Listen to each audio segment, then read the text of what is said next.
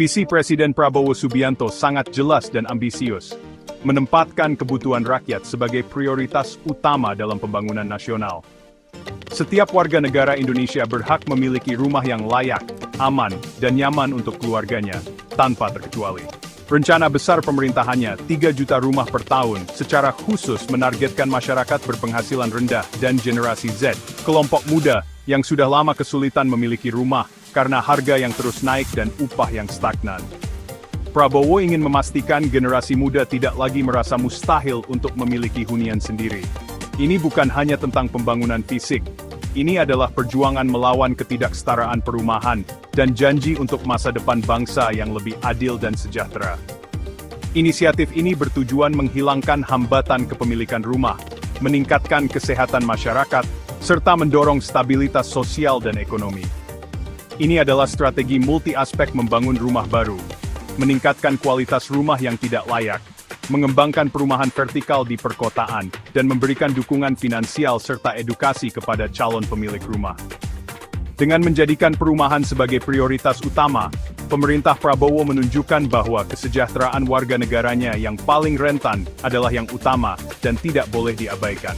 Upaya monumental ini bercita-cita untuk mengubah lanskap sosial Indonesia, satu rumah pada satu waktu, membangun harapan dan masa depan yang lebih baik bagi seluruh rakyat Indonesia. Indonesia menghadapi krisis perumahan yang parah, yang telah berlangsung selama bertahun-tahun, dan semakin terasa di kota-kota besar seperti Jakarta, Surabaya, dan Medan. Jutaan orang terpaksa tinggal di kondisi yang tidak layak, seringkali tanpa akses ke listrik, air bersih, atau sanitasi yang memadai. Banyak keluarga harus berbagi ruang sempit, dan anak-anak tumbuh di lingkungan yang penuh keterbatasan. Keluarga berpenghasilan rendah, dan generasi Z paling terpukul. Mereka terjebak oleh harga rumah yang melambung tinggi, dan akses yang sangat terbatas ke pembiayaan perumahan. Banyak yang akhirnya terpaksa tinggal di permukiman informal atau menyewa kamar sempit dengan harga mahal, sehingga sulit untuk menabung atau merencanakan masa depan yang lebih baik. Bagi Gen Z, kesenjangan antara gaji dan harga properti di kota-kota besar terasa sangat menakutkan, menunda pencapaian hidup seperti memiliki rumah sendiri, dan memicu rasa frustrasi serta kekecewaan. Urbanisasi yang sangat cepat, pertumbuhan penduduk, dan kurangnya kebijakan perumahan yang kohesif telah memperburuk kekurangan ini, karena pasokan perumahan yang terjangkau jauh tertinggal dari permintaan yang terus meningkat. Program 3 juta rumah yang dicanangkan pemerintah adalah intervensi yang sangat dibutuhkan untuk memperbaiki ketidakseimbangan historis ini, dan memberikan harapan baru bagi jutaan keluarga. Ini bukan hanya tentang menyediakan tempat tinggal, ini juga tentang membuka kesempatan, meningkatkan mobilitas sosial, dan menumbuhkan harapan bagi generasi mendatang.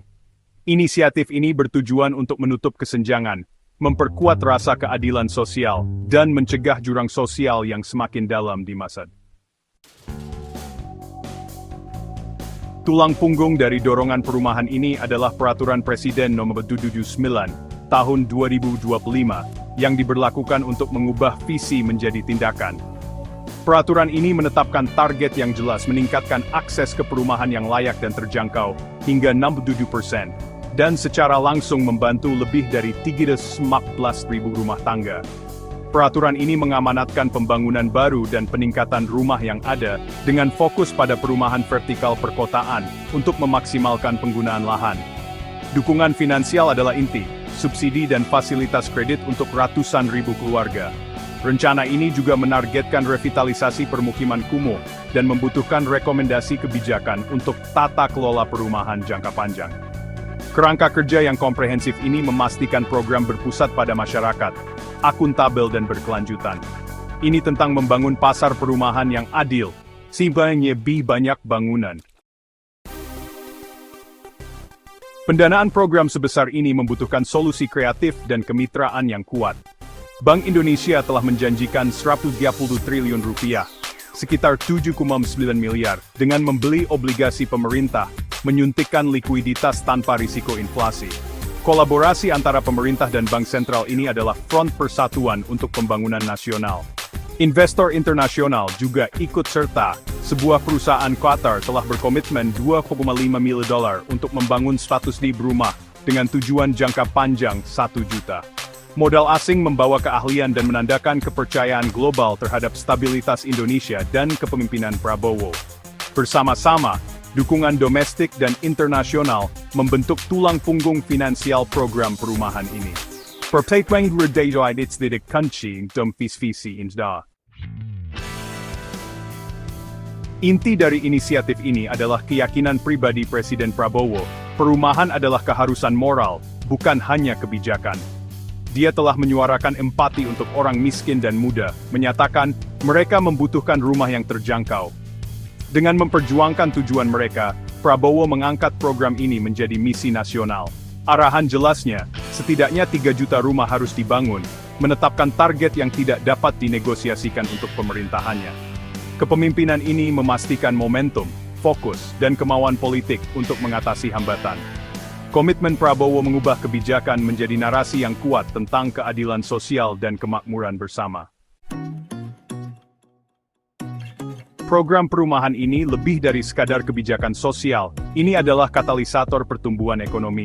Konstruksi akan menciptakan jutaan lapangan kerja, dari pekerja hingga insinyur, dan meningkatkan permintaan bahan lokal seperti semen dan baja. Industri terkait, logistik, manufaktur, keuangan juga akan diuntungkan, menciptakan efek domino di seluruh perekonomian.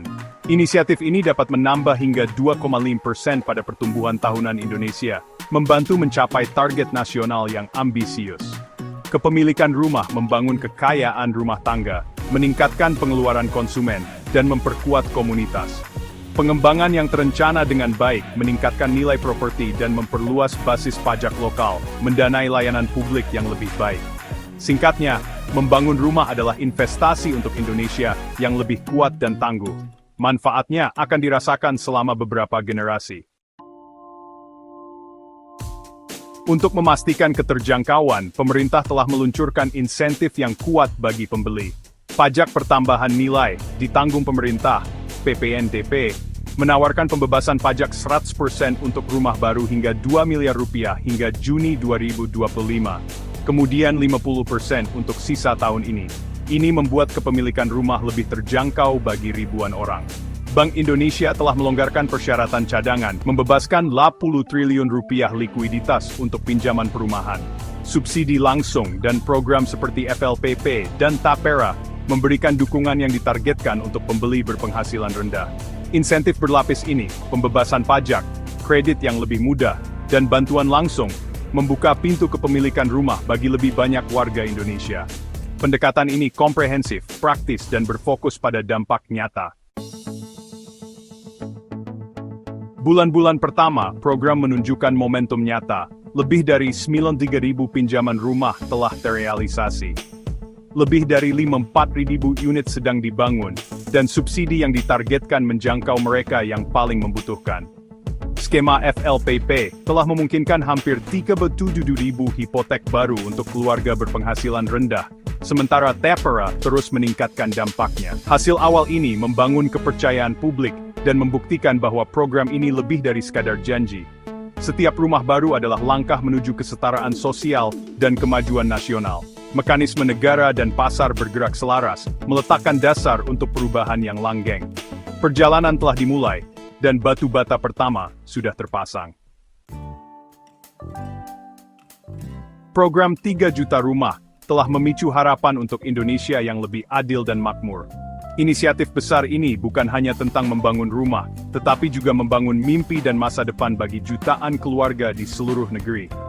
Ini menjanjikan keluarga yang lebih kuat, komunitas yang lebih sehat, dan masa depan di mana kepemilikan rumah adalah hak, bukan hak istimewa.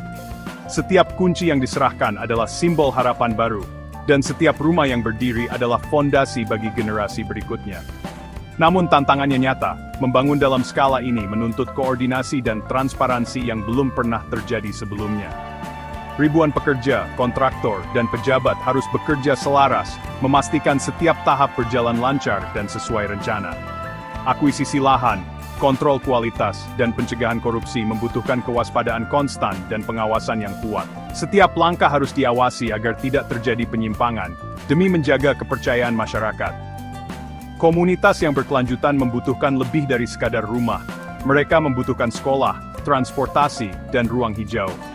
Infrastruktur pendukung ini penting agar lingkungan baru benar-benar menjadi tempat tumbuh dan berkembang. Program ini juga harus melewati guncangan ekonomi dan menjaga rumah tetap terjangkau. Harga yang wajar dan akses pembiayaan yang mudah menjadi kunci agar semua lapisan masyarakat bisa merasakan manfaatnya. Keberhasilan akan tergantung pada kemauan politik, dukungan publik, dan sinergi antara pemerintah, swasta, serta masyarakat.